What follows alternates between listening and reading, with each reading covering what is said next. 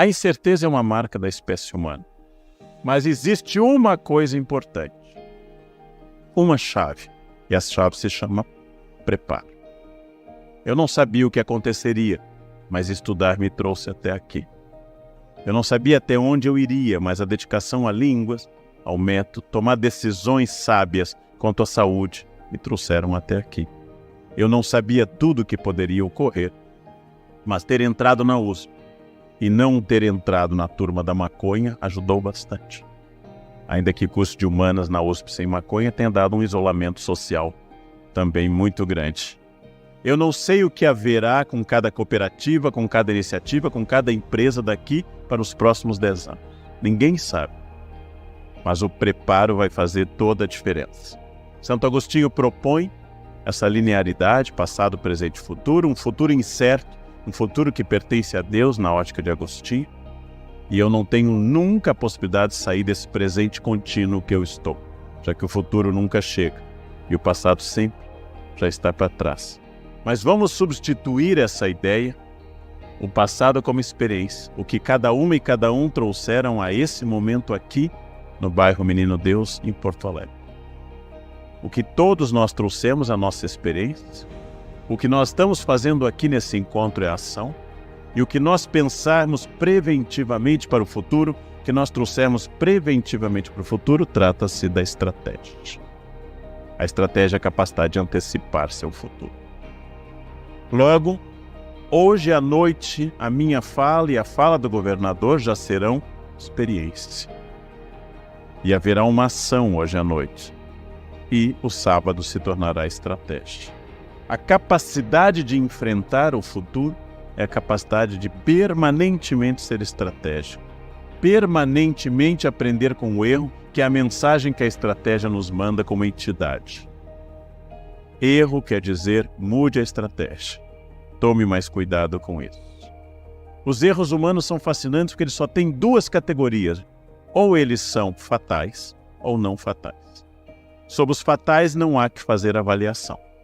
Não preciso retornar à prancheta.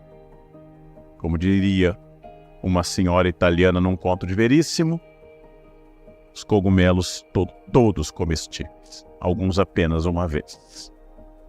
Mas todo cogumelo é comestível. Não tem cogumelo não comestível. Só que alguns não repetem a experiência. Os erros não fatais, todos os outros, são aqueles erros que nos trouxeram até aqui. Eu hoje sou menos ruim como professor, porque eu já fui pior. Eu hoje escrevo menos mal do que escrevia há 30 anos, porque já errei bastante. O erro é sempre o que nos torna perfectíveis e não perfeitos. Erramos sempre. Pensem apenas numa habilidade que cada uma e cada um daqui exerce há 30, 40, 70 anos. Andar. Diariamente. Desde 1 ano de idade. Andar. Vocês andam a idade de vocês menos 1. E ainda tropeçam. Logo não há treinamento que impeça o erro. Mas hoje tropeçam menos do que tropeçavam quando tinham 2 anos. E provavelmente tropeçam menos do que tropeçarão com 98. Ou seja, o treino tem significado. Ele apenas não impede o erro. Administrar é entrar num processo de treino permanente. Administrar é saber que eu tenho que ser tirado da zona de conforto. A zona de conforto é, de longe, a maior inimiga de qualquer sucesso na vida. Quando éramos jovens, nós tínhamos uma energia muito grande. Muitos daqui fizeram como eu. Eu estudava e já dava aulas, trabalhava. Muitos daqui, como eu, comecei dando aula numa escola estadual em 2 Irmãos, eu morava em São Leopoldo. Pegava o ônibus, Wendling, ia para 2 Irmãos, levava lanche porque não tinha dinheiro para comprar lá. Ficava lá o dia inteiro, voltava à noite até Novo Hamburgo e pegava um ônibus para ir até São Leopoldo. E aí ia a pé para casa. E eram anos de entusiasmo, e depois fiz assim na pós e fui morar fora. Eram anos de contenção de despesas, muita energia, muito foco. Nos divertíamos com pouco. Uma das características da idade é que a gente vai ficando mais caro com o tempo. Daí chega aquela etapa que muitos dos senhores e das senhoras estão, já formados, emprego já estável, a renda não é a suficiente, a família já se estabeleceu, entramos na área da repetição por inércia. É aqui que morrem os grandes projetos. Lembrem-se, aqueles que casaram, dos primeiros meses do casamento. Aquele cuidado com a higiene pessoal, por exemplo. Aquele cuidado com a roupa de baixo. Com o tempo, exatamente porque o casamento é bom. Exatamente porque ele traz alegria, felicidade e conforto. Eu vou ficando mais tranquilo. A cueca vai ficando mais arejada, perdendo sua consistência molecular. As calcinhas, que no namoro eram vermelhas, pretas, de renda e seda, vão se tornando bege, de algodão, lavadas no box infinitamente, até criarem bolinhas e lá de penduradas. O casal passa a usar abrigo em casa, o homem passa a beijar a mulher na testa, a única região não erógena do corpo humano. Beijo na testa é o epitáfio da sexualidade. Aqui jaz o sexo, quando você beija na testa. Tem gente que tem excitação em vários lugares, mas ninguém tem na testa. Ninguém chega e lambe a minha testa, ninguém diz isso no planeta Terra. Passo a chamar minha esposa de mãe quando nasce o primeiro filho, que é para garantir que não haja mais nada, porque é minha mãe. Afinal, mãe é uma palavra muito simbólica. Desde Édipo, ninguém deita com a sua, pelo menos. E finalmente o casal chega a um tal estado de tranquilidade, de desleixo, de zona de conforto, que rompe a última barreira. Passam a usar croque. A partir desse momento, acabou qualquer possibilidade, qualquer contato. E, curiosamente, é bom. Os jovens não nos escutem, mas é bom. Curiosamente, é bom exatamente que você não precisa de nenhuma cenografia. Só que a chave para tornar um casamento importante e interessante é a capacidade de reinventá-lo, que é a mesma de uma empresa. A pessoa que casou há 20, 30, 40 anos não existe mais. O rapaz loiro que disse sim deu origem a mim. Não existe mais aquilo. Não existe mais aquele ser. Aquele ser se foi. E eu preciso reinventar. Querer manter o que era, ou querer mudar o que eu tenho, é a chave de fracasso dos casamentos. E das empresas. Ah, mas meu pai fazia assim. Há 20 anos fazemos desse jeito. No meu tempo era assim. Bem, passou. Deus inventou uma das melhores técnicas para renovação de modelos e paradigmas administrativos. Chama-se morte. Ele mata uma geração e a outra vem. Quando as pessoas não morrem, elas começam a incomodar. Como dizia um colega meu na Unicamp, eu fundei esse departamento. Eu disse, então, professor, não o afunde. Já que o fundou, não o afunde. A melhor coisa que a gente pode fazer em determinado momento é entender que as premissas que me trouxeram até aqui foram válidas para me trazer até aqui, mas não serão válidas depois. Ousar ou repetir. Ficar onde não está tão bom ou ir para onde possa ser melhor. Essa é uma grande questão. Tem um momento que você acha que não está tão bom no emprego. Tem um momento que você acha que não está bom na empresa, mas você já não quer mais pagar o ônus da incerteza de empreender. É nesse momento que muitos anos antes do seu corpo morrer, seu espírito morre. O espírito raramente morre junto com o corpo. Quase sempre ele morre antes. O corpo é a última coisa a se despedir da vida. Há corpos jogados em hospitais há muitos anos sem espírito. E há pessoas vivendo sem espírito em plena saúde. Ainda andam, ainda têm energia, mas não têm mais espírito. Vou usar uma metáfora agrícola em homenagem a meu avô imigrante, que criava galinhas e porcos.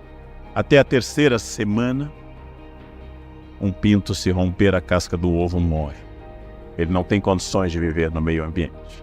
Se ele não romper no 21º dia, ele morre. Tudo que me protege me sufoca. Tudo que me serviu para vir até aqui em algum momento vai me atrapalhar.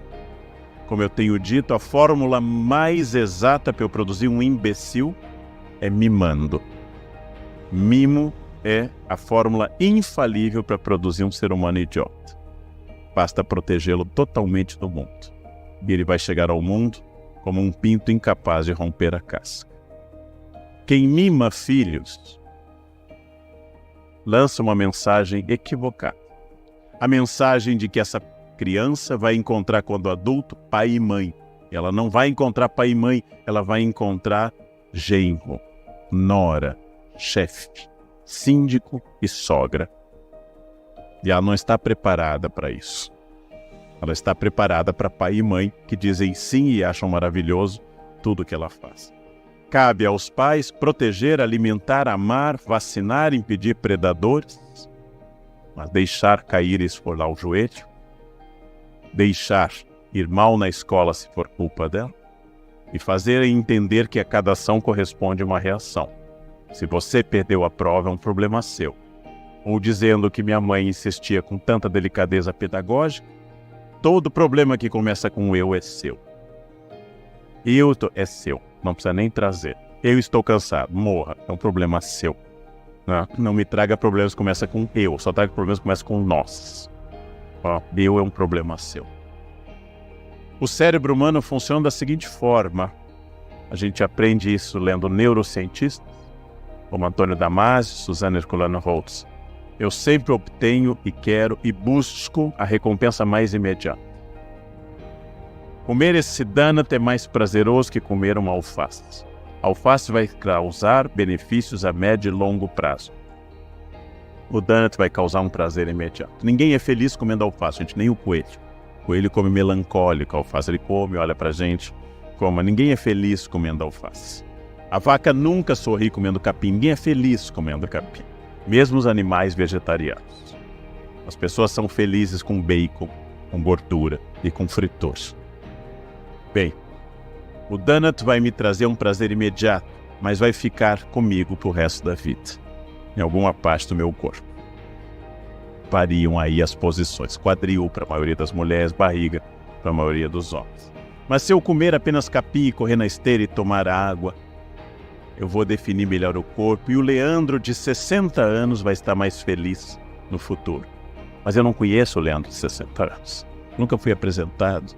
Eu conheço o Leandro hoje com 54. E é esse que eu sirvo quando como um donut. Então o que acontece? Protagonismo é quando eu entendo que as ações têm consequências e a consciência produz sobre mim uma lei de ação e reação, causa e efeito. Protagonismo é quando eu entendo, gente, que eu saberei falar inglês quando estudar, e não por causa de jeito, talento ou vocação. Que eu terei dinheiro quando eu guardar e investir. E meu corpo será bom quando eu der a esse corpo o treinamento e a alimentação necessários. Que eu serei a pessoa que corresponde, nesse protagonismo, à capacidade exata de agir e saber o que eu quero. Pessoas que tenham metas imediatas e de médio prazo. Pessoas que estejam pensando o mês de agosto. Pessoas que estejam pensando o fim do segundo semestre. Pessoas que estejam pensando 2027. Porque todo protagonista tem em mira também as metas que vão ter que ser adaptadas de médio e longo prazo. Isso é fundamental para qualquer ação humana e para qualquer ação profissional e pessoal. Onde eu quero chegar e com quem. Essa é a diferença da pessoa que existe, como diz Oscar Wilde, daquela que vive. A que existe é uma folha que dança ao sabor do minuano. A que vive é aquela que sabe onde quer existir, e como, e com quem, e de que forma. É espantoso, gente, mas me perguntam muito na minha fanpage o seguinte: como é que você consegue ler tanto, Leandro? É a fórmula, uma fórmula mágica. Eu vou dizer e revelar só porque estou no meu estado natal. Para ler tanto, o segredo é sentar, abrir o livro e ler. É um segredo complexo. Como é que você consegue acordar tão cedo? Eu acordo às 4 da manhã todos os dias. É assim, toco o celular, eu abro os olhos, saio da cama e vou ao banheiro. Tá? Mas eu não consigo. Então morra. Não me pergunte o que fazer. Eu quero dizer que você tem que saber o que você quer e o que você pode fazer. Os biorritmos são variados. Há pessoas que precisam dormir mais. Não adianta acordar às 4 e ser um Walking Dead, um zumbi, o resto do dia. Não adianta. Não adianta acordar de madrugada e ter que se intoxicar de cafeína, sendo uma pessoa produtiva e com úlcera. Não adianta. Ou seja, eu tenho que ter essas metas, mas eu tenho que entender, especialmente no campo cooperativo, que a visão de liderança centralizadora é uma visão equivocada. É uma visão antiga. É a visão do velho chefe que tudo sabe e tudo manda. É a visão de quem não entendeu que cooperativa é a soma de vontades individuais, não a imposição de uma vontade. Quando eu era sozinho, eu tinha total liberdade. Não estou mais sozinho. Para crescer e para me fortalecer, eu fiz associação. A partir desse momento, eu não tenho mais liberdade absoluta. Mas para eu crescer, eu preciso estabelecer a concessão a ter que ouvir outros. Esse é um momento que exatamente a liderança sabe que todo empreendedor e líder tem um saber técnico, mas tem um político pessoal, tem intuição e tem carisma. Sem isso não existe. Nem todos devem liderar. Como nem todos devem tocar oboé, ou nem todos devem ser exímios dançarinos de tango. São habilidades específicas. O mundo não precisa só de líderes. Há partidos no Brasil que sofrem porque só tem cacique. Não tem um índio no partido, só tem cacique. Não vou exemplificar, mas há partidos que só todos são candidatos a presidente, desde que se filiam até o fim da carreira. Ou seja, essas características são características de um líder que entende que ele não é o chefe que aumenta o superego e a tensão do grupo, mas é o estratego, é o homem que mais entende da estratégia para benefício desse grupo. Essas são características importantes. O novo líder, especialmente o líder cooperativo, tem uma capacidade de ouvir muito mais. Tem uma capacidade de saber muito mais qual é a necessidade do grupo. E numa economia globalizada diferente dos nossos avós, ele entende que a abertura para a China vai afetar o produtor pequeno e rural. Ele entende que seu pequeno negócio, num pequeno município gaúcho, vai ser afetado pelo Mercosul. Ao contrário do passado, que era possível viver, crescer e morrer sem conhecimento do mundo. Ao contrário de uma outra época que meu pai fez parte ao se formar em Direito na URGS em 1959 e ao encerrar seu escritório 52 anos depois. Não ter feito nada a não ser aquele curso, sua máquina Remington, muito empenho profissional e nenhuma atualização, nenhuma nova máquina, inclusive com os móveis. Que ele abriu o escritório e ele fechou. Nunca ele usou a palavra design, nunca pensou em medidas estratégicas. Sua virtude de advogado em São Leopoldo era ser antigo, confiável. Seus cabelos brancos eram sua credencial. Este mundo não existe mais. Esse mundo passou. Essa é a regra do parquinho agora. Não gostou, pega a bola e se retira. O parquinho não admite mais alguém que possa fazer isso. O parquinho exige hoje atualização constante, muito dinamismo, e a situação muda muito rapidamente. Tudo isso mudou. É preciso olhar além do horizonte ou eu não sobreviverei. Não se trata de uma característica, não se trata de um desejo, trata-se de uma estratégia de sobrevivência. Empresas que estarão abertas em 10 anos estão pensando 2027 agora, nesse momento, ou não chegarão lá, ou têm menos chances matemáticas de chegar lá. Existe uma mentalidade que a gente pode chamar de mentalidade de almoxarifado, que é aquela que tira uma lata e vê que está faltando uma lata e recoloca. Mentalidade estratégica de quem consegue pensar quem distribui essas latas. O que forra essas latas? Quem é o mercado produtor desse metal? Quem produz os rótulos? Qual a estratégia e a logística de distribuição dessas latas? A embalagem de vidro seria mais cara, mais barata, mais higiênica por ser reciclável? A empresa agregaria valor se fizesse um discurso ecológico a favor da embalagem totalmente reciclável e abrisse mão das outras embalagens? Essa é uma mentalidade estratégica. Essa é uma mentalidade disruptiva. Como diz Nizam Anais, mirar sempre em Alexandre o Grande, nunca o Médio. Porque se você mirar em Alexandre o Médio, você será o pequeno. Se você mirar em Alexandre o Grande, a chance de você ser médio aumenta. Se você disser à sua funcionária em casa, faça uma limpeza perfeita, provavelmente a limpeza será apenas boa. Se disser, faça uma limpeza média, ela será um horror. Faça de qualquer jeito e ela não fará. Então, altas expectativas, altos projetos, altas demandas para que eu possa realizar próximo disso. Essa é uma característica para superar o que é o maior inimigo de todo processo de liderança e empreendimento, que é o determinismo. A ideia de que as coisas acontecem automaticamente. Eu, por exemplo, odeio a palavra energia. Eu ouço muito. Vou com alunas ricas de São Paulo pelo mundo, estamos no Butão, elas entram no hotel, esse hotel tem uma energia boa. Não, ele é caro, custa $1.000 a diária. Esse hotel tem luxo, tem toalha de 1.000 fios. Tem lençol egípcio de 1.500 fios, não é energia. Essa pessoa é chata, né? Tem uma energia baixa. Não, ela é desagradável, não é a energia dela, é que ela é insuportável mesmo. Tem nada a ver, energia elétrica, atômica, magnética. Não existe possibilidade de eu explicar alguma coisa por pensamento mágico.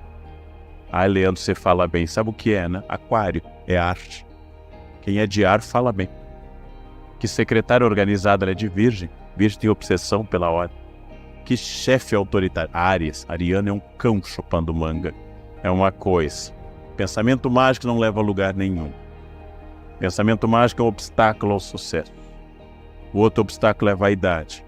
Sabe o que é vaidade? Os que estão pensando, será que ele vai falar do meu signo? Será que ele não falou do meu signo? Isso é vaidade. É outra coisa que atrapalha bastante. Um homem autônomo é o que entende que a vida é um diálogo entre seu desejo soberano e a realidade do mundo, que nem sempre cede a esse desejo. Eu não sou aquilo que eu desejo sempre. Eu tomo uma decisão de vir para o Rio Grande do Sul e embarcar no primeiro voo do Rio de Janeiro, onde eu estava. Tomo a decisão de ficar num hotel ao lado do aeroporto para facilitar. Toma a decisão de estar no aeroporto 1 hora antes para não haver problema com a agenda profissional. E São Pedro, padroeiro dessa província, decide dar um tom impressionista ao Salgado Filho e joga uma neblina generosa, atrasando o voo em 1 hora. Ou seja, eu não controlo tudo. Eu não sou alguém onipotente. Porém, eu posso sempre tentar reagir a isso sem pensamento mágico, mas com ação. E o primeiro passo é parar de interpretar trabalho como castigo. Eu venho dizendo isso há muitos anos. Empreguinho é aquilo que eu tenho para conseguir algum dinheiro e sobreviver. Todos aqui já tiveram ou têm um empreguinho. Trabalho é aquilo que me torna socialmente inserido e produtivo, útil ao grupo e com algo para fazer também. Trabalho é mais do que emprego. Emprego é uma fase da vida. Trabalho é uma inserção social. Como eu disse uma vez num café filosófico, reproduzindo a frase de um colega meu, que tentou definir quando eu estava muito cansado numa época coordenando após a Unicamp, ele disse, olha, todo mundo enche o saco. Família enche o saco. Bom, todo mundo enche o saco. Até amigos enchem o saco.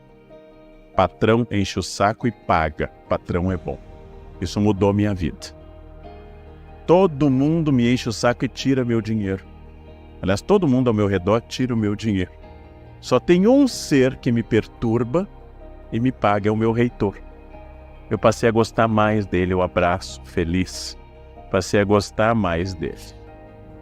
Trabalho é uma coisa fundamental nada mais insuportável que alguém desocupado, que vai encontrar problemas em tudo. Eu posso estar cansado, eu não posso estar derrotado.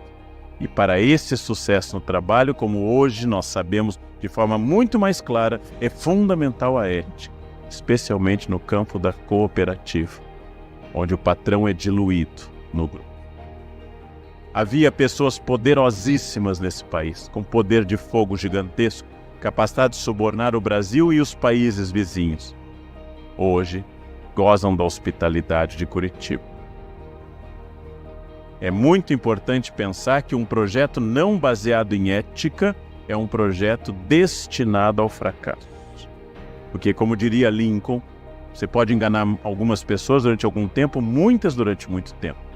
Mas você não pode enganar todas durante todo o tempo. Um filósofo, Etienne Laboétie, dá a pista por que isso acontece. Porque as pessoas éticas, as pessoas de caráter, elas têm amigos. Os canalhas têm cúmplices. E o cúmplice faz delação premiada. O castigo do canalha é o cúmplice. O prêmio do ético é o amigo. E isso é muito importante lembrar que em algum momento, quando o meu comparsa de crime sentir que o esfíncter dele está entrando na ortogonal, ele vai abrir a boca para não abrir outra parte. Resultado, ele vai denunciar, dizendo a verdade ou até inventando para se safar. Então é isso, pensem, prática. Houve um homem, vou usar uma história fictícia, recomendo assim meu advogado, houve um homem empreiteiro num país fictício, que era multi-arc mega blaster milionário, tinha um poder de suborno nacional e internacional. Esse homem se orgulhava de fazer aquilo, o pai e o avô se orgulhavam de fazer aquilo há mais tempo do que ele. Este homem, de um país imaginário, Cazaquistão, foi preso. Pequena lição. Se um homem com esse poder de fogo e com esse advogado está preso, imagina você, com a sua renda, onde você vai parar, se for pego. Se um homem que pode subornar meio mundo está preso, você com a sua renda, para onde você vai? Vocês não têm, como eu, a gente não tem renda para ser desonesto. A gente não tem renda para ser desonesto. É preciso mais renda do que isso para ser desonesto. Então, para o controle de qualquer atividade humana, além da ética, eu preciso controlar o tempo e para isso eu preciso prestar atenção naqueles vícios destruidores de tempo, o único benefício que não pode ser reposto. Primeiro deles, vícios de redes sociais. Perder tempo e ficar olhando o tempo todo, postando fotos a todo instante, indo ao quilo, fotografando a comida no quilo e acrescentando o símbolo do potássio, kkkk, estou no quilo, kkkk, potássio, potássio, o tempo todo. Vai à praia de magistério, fotografa, volta e publica. Não são coisas que eu devo publicar. Devo guardar essa experiência para mim. Gente, quando eu for a Cannes, quando eu for a Seychelles, eu faço isso. As outras eu guardo no íntimo do meu coração como um acidente do percurso. Não preciso informar ao mundo que o Sol nasceu. Ele nasce para metade do planeta diariamente. E para outra metade um tempo depois. Controle de tempo, objetividade, foco, respondendo à pergunta que estamos fazendo de nós mesmos. Estamos fazendo de nós mesmos. Essa pergunta é fundamental porque ela implica ter muita clareza, ouvir muito mais do que nós ouvimos, refletir muito mais do que refletimos e agir. Nós funcionamos como motoristas ruins na freeway. Primeiro mudamos de faixa e depois damos o sinal. Essa é a regra. Primeiro pensa, eu devo mudar de faixa. Depois pense nos seus objetivos, depois dê o sinal e depois mude de faixa. Isso vale para qualquer coisa na vida. Liderança estratégica. O líder que não está ali para ver se as pessoas estão cumprindo o horário, mas está ali para ver se as pessoas estão dando o melhor de si na busca de soluções, se as pessoas estão crescendo junto. se elas estão empenhadas num projeto que é sempre coletivo e não apenas meu. Se a minha cooperativa, eu passo essa noção clara, ela é uma arca. Como arca tem toda espécie de bicho. Tem leão, tem girafa, tem vaca, tem cobra. Mas se um cupim furar o chão da arca, todos afundam. Se eu estou transmitindo essa ideia, que as escolhas são livres a todo instante e as consequências são obrigatórias. Posso comer o que eu quiser. Posso adotar vícios, álcool, drogas, Netflix, o que eu quiser. Mas as consequências, elas vão surgir.